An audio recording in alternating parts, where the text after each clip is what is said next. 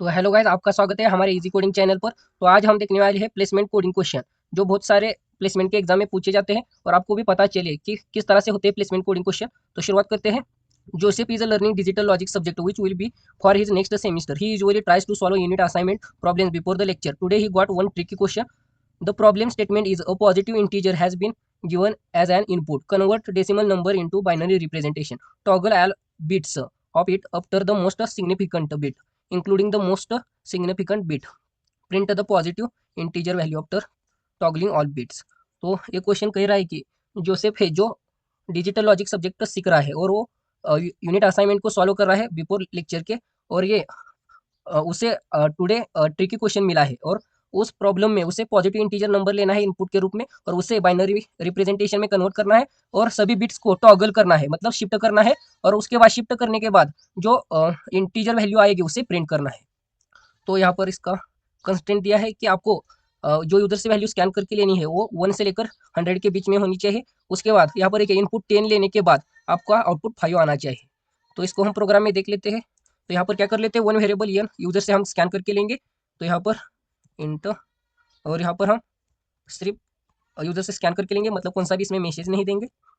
तो उसके बाद यहाँ पर हम क्या करेंगे, वहाँ पर कंस्टेंट दिया था जो हमारा वैल्यू मतलब यन ग्रेटर देन और इक्वल टू 1 होना चाहिए और 100 से स्मॉल होना चाहिए, मतलब यन स्मॉलर देन और इक्वल टू 100।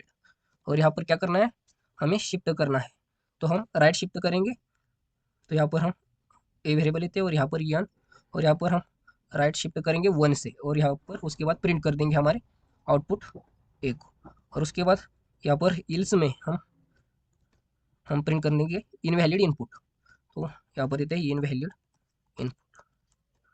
तो इसे सेव करते हैं और रन कर देते हैं और उसके बाद मैं फिर से आपको समझाऊंगा। तो इसे रन कर देते हैं। तो यहाँ पर देखिए रन हो गया प्रोग्राम। तो यहाँ पर हमने कोई से भी मैसेज नहीं दिया है, तो सीधे से हम एंटर करते हैं 10 और आउटपुट आ गया हमारा 5, जो जिस तरह से क्वेश्चन में कहा था। तो यहाँ पर एक ऐसा हुआ, तो यहाँ पर मैं कमेंट लाइन देके बताता हूँ। तो यहाँ पर देखिए 10 का बाइनरी रिप्रेजेंटेशन क्या होता है, 1010 होता है। और उसके बाद आपको क्या करना है, 1 से राइट शिफ्ट में आपको 1 को, मतलब ये बिट्स है जो राइट में आपको शिफ्ट कर देने हैं। मतलब क्या करना है, ये 1 है यहाँ पर इस 0 की जगह पर आएगा और उसके बाद ये 1 यहाँ 0 की जगह पर आएगा। तो यहाँ पर मैं दिखाता हूँ।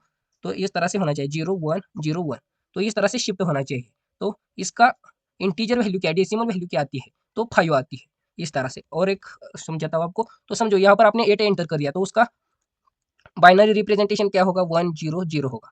तो हमने यहाँ पर 1 से, मतलब क्वेश्चन में कहा है आपको 1 से राइट शिफ्ट कर देना है, मतलब उस बिट्स को राइट में शिफ्ट कर देना है 1 से। तो यहाँ पर 010 इस तरह से शिफ्ट हो जाएगा। यह हमारा 1 जो फर्स्ट पोजीशन पर था वो सेकंड पोजीशन पर चला जाएगा, क्योंकि क्वेश्चन में कहा है इस तरह से शिफ्ट करने के लिए। तो इसका बाइनरी रिप्रेजेंटेशन इस तरह से आएगा। तो इसका इंटीजर वैल्यू क्या आएगी, तो इसकी इंटीजर वैल्यू आएगा 4, क्योंकि 4 का बाइनरी रिप्रेजेंटेशन ऐसा ही होता है।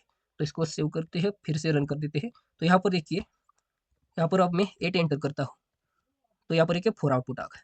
तो इस तरह से बाइनरी शिफ्टिंग करने के लिए उस प्रोग्राम में कहा था, जो सिर्फ आपको इस राइट शिफ्ट ऑपरेटर को यूज करके हो जाता है। तो इसी तरह से उस क्वेश्चन में कहा था। तो यहाँ पर देखिए इन्होंने एक्सप्लेनेशन पे दिया है यहाँ पर। तो देखिए 10 का रिप्रेजेंटेशन, बाइनरी रिप्रेजेंटेशन ऐसा होता है। उसके बाद आपको 1 से टॉगल करना है, मतलब शिफ्ट करना है बिट्स को। तो यहाँ पर देखिए राइट में आपने 1 को 1 पोजीशन से शिफ्ट कर दिया, तो इसका इंटीजर वैल्यू क्या आएगी, 5। तो इस तरह से उन्होंने कहा था, जो हमने कर दिया है। तो इसी तरह के प्लेसमेंट के कोडिंग क्वेश्चन को देखने के लिए हमारे वीडियो को लाइक शेयर और सब्सक्राइब करना मत भूलना। तो मिलते हैं अगले वीडियो में।